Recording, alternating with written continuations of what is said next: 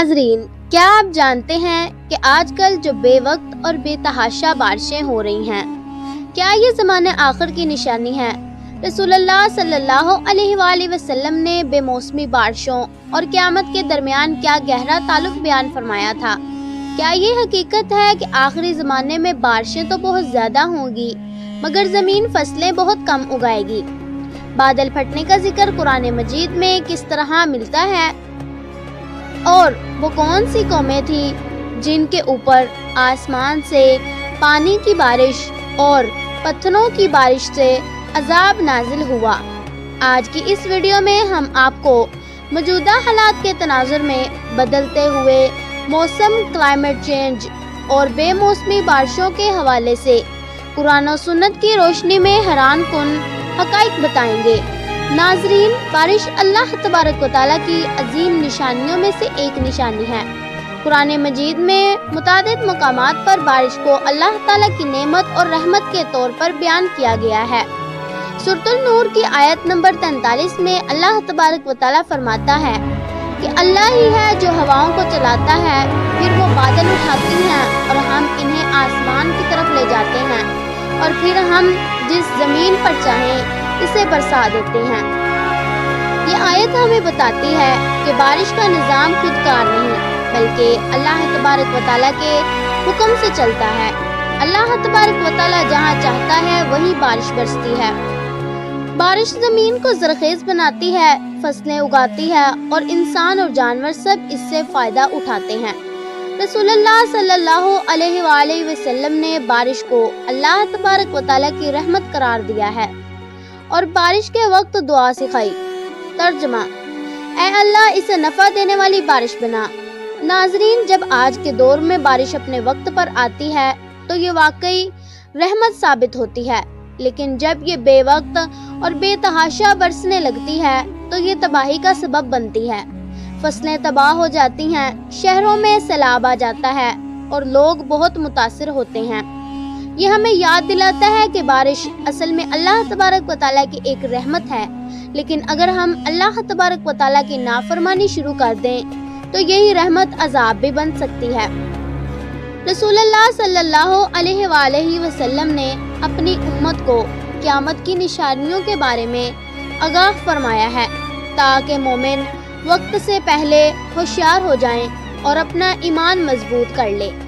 انہی لاتعداد نشانیوں میں سے ایک نشانی ہے بے موسمی بارش۔ مسند احمد شریف کی حدیث مبارکہ میں آتا ہے کہ حضور پاک صلی اللہ علیہ وآلہ وسلم نے فرمایا، قیامت اس وقت تک قائم نہیں ہوگی جب تک کہ بارشیں زیادہ نہ ہو جائیں، مگر زمین کچھ بھی پیدا نہیں کرے گی۔ یہ حدیث مبارکہ ہمارے آج کے دور پر بالکل صادق آتی ہے۔ آج دنیا کے مختلف حصوں میں پہلے کے مقابل بارشیں زیادہ ہو رہی ہیں، لیکن زرعی پیداوار ختم ہو رہی ہے۔ اس کی بڑی وجوہات میں زمین کی زرخیزی کا کم ہونا ہے۔ کبھی بارش ایسے مہینوں میں ہوتی ہے کہ اس کی توقع ہی نہیں ہوتی۔ بعض اوقات بارش زیادہ برس کر کھیتیاں تباہ کر دیتی ہے، کبھی اتنی زیادہ ہوتی ہے کہ سیلاب اور لینڈ سلائڈنگ جیسے حادثات پیش آتے ہیں، اور کبھی بالکل بھی بارش نہیں ہوتی، نتیجتاً قحط اور خشک سالی آ جاتی ہے۔ آج کے سائنسدان اسے کلائمیٹ چینج کہتے ہیں، مگر حقیقت یہ ہے کہ یہ سب کچھ اللہ تبارک و تعالیٰ کے حکم سے ہوتا ہے۔ نبی کریم صلی اللہ علیہ وآلہ وسلم نے پہلے ہی واضح کر دیا تھا کہ آخری زمانے میں بارشیں بہت زیادہ ہوں گی اور کھیتی کم ہو جائے گی۔ اسی طرح ایک اور روایت میں آتا ہے کہ جب استغفار کم ہو جائے گی، یعنی لوگ گناہوں میں ڈوب جائیں گے، اللہ اللہ کرنے والے لوگ بہت کم ہو جائیں گے اور لوگ اپنے گناہوں کی معافی اللہ تبارک و تعالیٰ سے مانگنا چھوڑ دیں گے اور زمین پر فساد ہونے لگے، تو بارش زیادہ ہو جائے گی اور بارش رحمت کی بجائے عذاب کی صورت میں برسے گی۔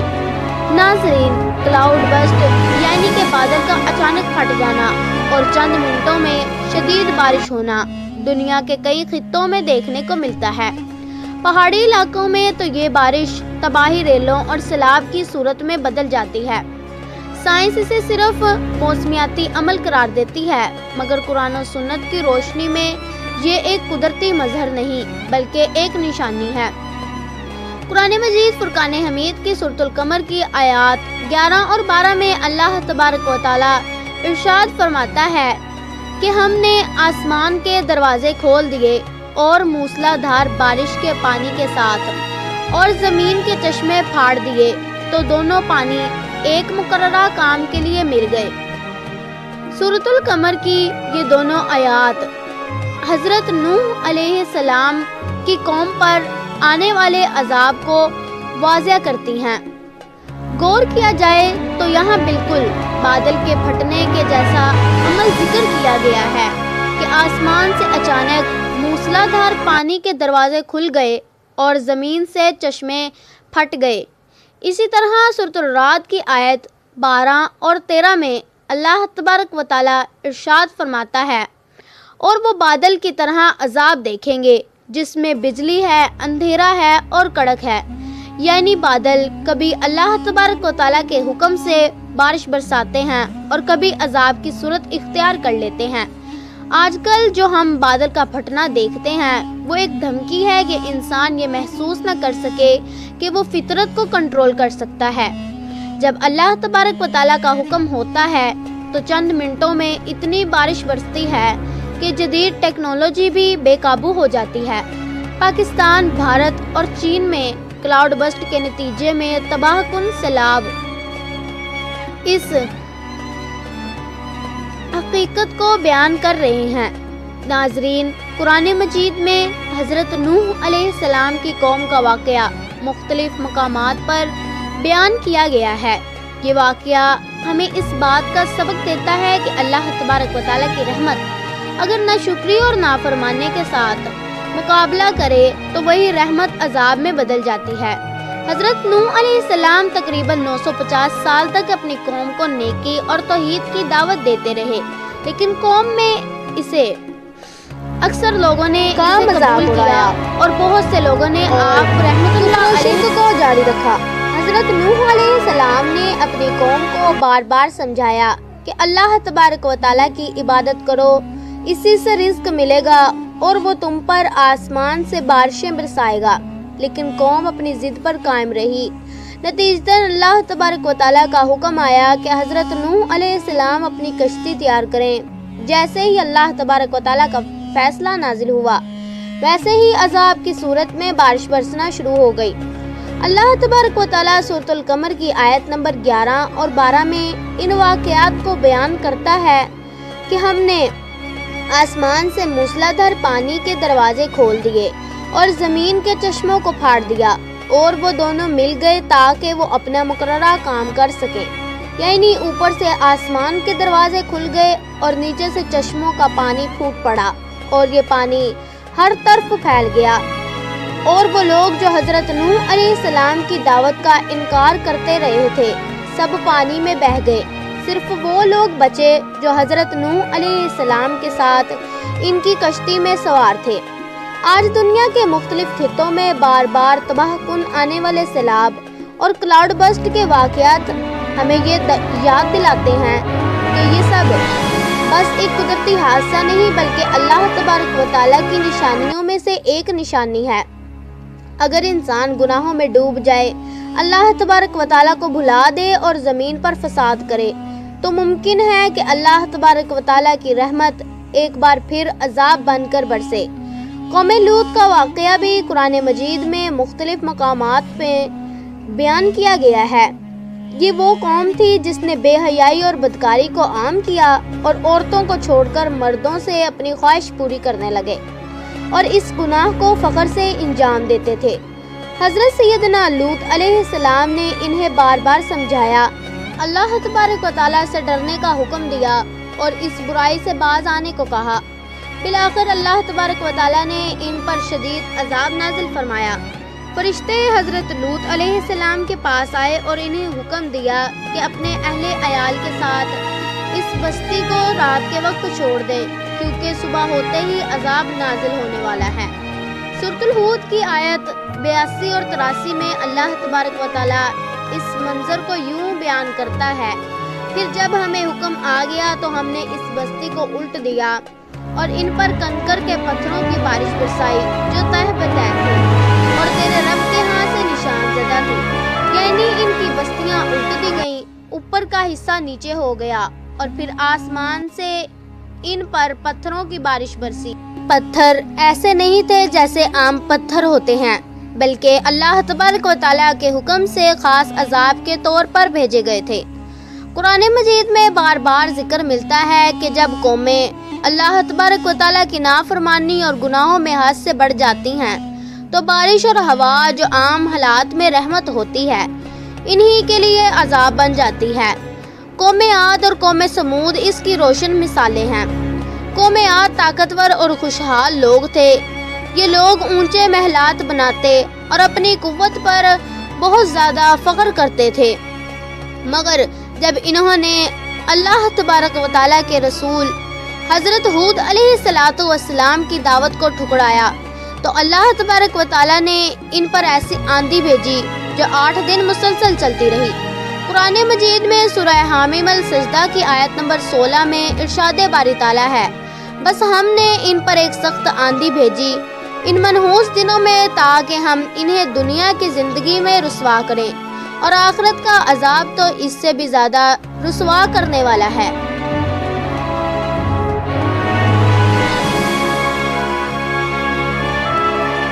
آندھی نہ باعث رحمت تھی اور نہ ٹھنڈک دینے والی ہوا، بلکہ قیامت خیز طوفان تھا جس نے ان کے مضبوط جسموں کو بھی تنکے کی طرح اڑا دیا۔ قوم سمود کو اللہ تعالیٰ نے پہاڑ تراشنے کی مہارت دی تھی۔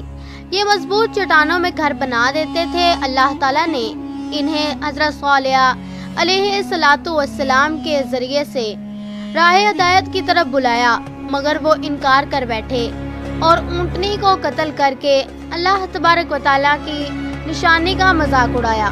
قرآن مجید کی سورہ ہود کی آیت نمبر 66 میں اللہ تبارک و تعالیٰ فرماتا ہے، بس انہیں ایک زبردست چیخ نے آ لیا تو وہ اپنے گھروں میں اوندھے پڑے رہ گئے۔ کچھ مفسرین کے نزدیک اس چیخ کے ساتھ خوفناک زلزلہ اور موسمی تبدیلی بھی آئی جس نے ان کو جڑ سے ختم کر دیا۔ ناظرین، انسان اپنی ٹیکنالوجی اور سائنسی ترقی پر نازاں ہیں۔ آج ہم موسم کی پیشن گوئی کر لیتے ہیں، مصنوعی بارش برسا دیتے ہیں اور موسمی تبدیلیوں پر قابو پانے کی تدابیر سوچتے ہیں، لیکن حقیقت یہ ہے کہ آخری زمانے میں انسان کا یہی غرور اسے مزید کمزور اور بے بس اور لاچار کر دے گا۔ اللہ تبارک و تعالیٰ قرآن مجید فرقان حمید کی آیت نمبر 41 میں فرماتا ہے، زمین میں فساد ظاہر ہو گیا، خشکی میں بھی اور تری میں بھی، ان اعمال کی وجہ سے جو لوگوں کے ہاتھوں نے کمائے، تاکہ اللہ تعالیٰ انہیں ان کے بعض اعمال کا مزہ چکھائے، شاید کہ وہ باز آ جائیں۔ یہ آیت ہمیں بتاتی ہے کہ انسانی گناہ اور بغاوت اللہ تبارک و تعالیٰ کی زمین اور موسموں میں بگاڑ پیدا کرتی ہے۔ آج کل بڑھتا ہوا کلائمیٹ چینج، بے وقت بارشیں، حد سے زیادہ گرمی اور طوفان اس یاد کی زندہ تفسیر ہے۔ یہ موسمی تغیرات ہمیں زمانہ قیامت کی نشانیوں کی یاد دہانی کرواتی ہیں۔ اصل نجات سائنس یا ٹیکنالوجی میں نہیں، بلکہ اللہ تعالیٰ کے حکم کی اطاعت اور توبہ میں ہے۔ قرآن و سنت ہمیں صرف حالات کی خبر ہی نہیں دیتے، بلکہ ان سے نجات کے راستے بھی دکھاتی ہیں۔ بارش، قحط، سیلاب اور دیگر قدرتی آفات سے بچنے کے لیے اسلام نے ہمیں عملی اور روحانی دونوں طرح کی ہدایات دی ہیں۔ اللہ تبارک و تعالیٰ سورۃ الاعراف کی آیت نمبر 96 میں فرماتا ہے، اور اگر بستیوں والے ایمان لاتے اور تقوی اختیار کرتے تو ہم ان پر آسمان اور زمین سے برکتیں کھول دیتے، لیکن انہوں نے جھٹلایا تو ہم نے ان کے اعمال کی وجہ سے انہیں پکڑ لیا۔ یہ آیت واضح کرتی ہے کہ بارش کی برکت، زمین کی زرخیزی اور موسمی سکون ایمان اور تقوی سے جڑا ہوا ہے۔ جب لوگ اللہ تبارک و تعالیٰ سے غافل ہو جاتے ہیں تو بارش بھی عذاب بن جاتی ہے۔ رسول اللہ صلی اللہ علیہ وآلہ وسلم نے بارش کے مسائل کے حل کے لیے کئی طریقے بتائے، جیسے نماز استسقاء جو بارش کے برسنے کے لیے اجتماعی طور پر ادا کی جاتی ہے۔ جب بارش زیادہ ہو جائے تو گناہوں سے توبہ اور استغفار کرنی چاہیے۔ قرآن و سنت میں حضرت نوح علیہ السلام کی قوم کو یہی ہدایت دی گئی، تم اپنے رب سے بخشش مانگو، بے شک وہ بڑا بخشنے والا ہے، وہ تم پر آسمان سے موسلا دھار بارش برسائے گا۔ نبی کریم صلی اللہ علیہ وآلہ وسلم بارش کے وقت یہ دعا پڑھا کرتے تھے۔ ترجمہ: اے اللہ اس بارش کو نفع بخش اور سکون دینے والی بارش بنا۔ ناظرین، اگر ہم چاہتے ہیں کہ بارشیں فصلوں کے لیے رحمت اور زمین کے لیے برکت کا باعث بنے تو ہمیں اسلام، ایمان، تقویٰ اور استغفار و دعا کی طرف واپس آنا ہوگا۔ اسی امید کے ساتھ اجازت دیجیے کہ آپ کو ہماری ویڈیو پسند آئی ہوگی۔ ملتے ہیں بہت جلد